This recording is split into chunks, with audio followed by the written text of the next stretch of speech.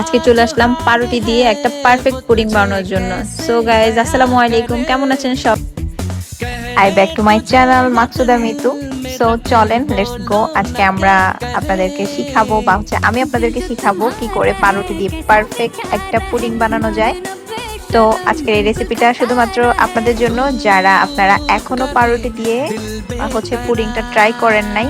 আমি এখানে মুখে বলতে হবে না যে আমি কি কি দিচ্ছি, কখন কোনটা দিচ্ছি। আমি একদম খুবই স্পষ্টভাবে কোনো কাটছাঁট ছাড়া, কোনো এডিটিং ছাড়াই জাস্ট ভিডিওটা আপলোড করে দিছি। আপনারা দেখেই বুঝে নিতে পারবেন।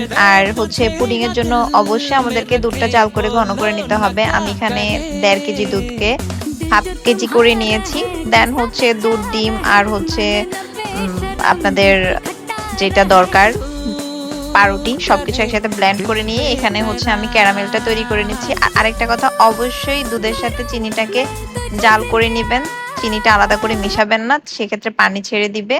তো এই যে আমি আমার পারফেক্ট ক্যারামেল তৈরি করে নিছি। আমার কখনোই ক্যারামেল পুড়ে যায় না। একটা জিনিস খেয়াল রাখলেই হয়, খুবই অল্প আছে ক্যারামেলটা তৈরি করলে দেন ক্যারামেলটা পুড়ে যাওয়ার চান্সেস একদমই থাকে না। তো এই যে আমার ক্যারামেলটা ঠান্ডা হয়ে শক্ত হওয়ার পর আমি এইখানে দুধটা ঢেলে দিলাম। দেন এই যে আমি এখন একদম পারফেক্টলি আমার দুধটা মানে ঢেলে দিয়েছি। দেন আমি আমার স্ট্যানার দিয়ে পানিটাতে দিয়ে দিলাম। যেহেতু ডিরেক্টলি পানিটাতে দিলে হবে কি, পানিটা যখন বলক আসবে তখন হাঁড়িটাও নড়বে, আপনার পুডিংটাও নড়বে। সেজন্য একটা স্ট্যান্ড দিয়ে বসালে পুডিংটা খুবই সুন্দর হয়, একদমই প্লেন থাকে, কোনো আঁকাবাঁকা বা ওইটা হয় না, একদম মসৃণ হয়।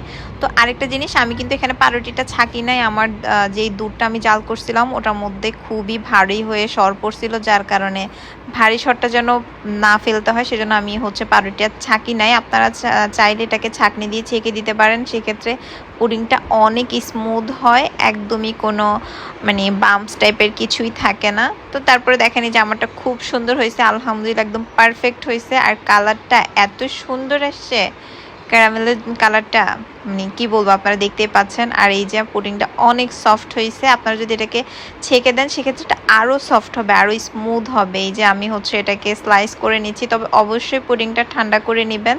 পুডিংটা নামানোর পর এটাকে ফ্রিজে 1-1.5 ঘন্টা রেখে দিবেন, বা ডিপ ফ্রিজে রাখলে আরও কম সময়ও হয়ে যায়, বসে যায়।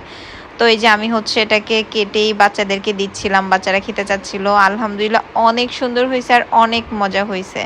মিষ্টিটা সবাই সবার মতো করে দিবেন।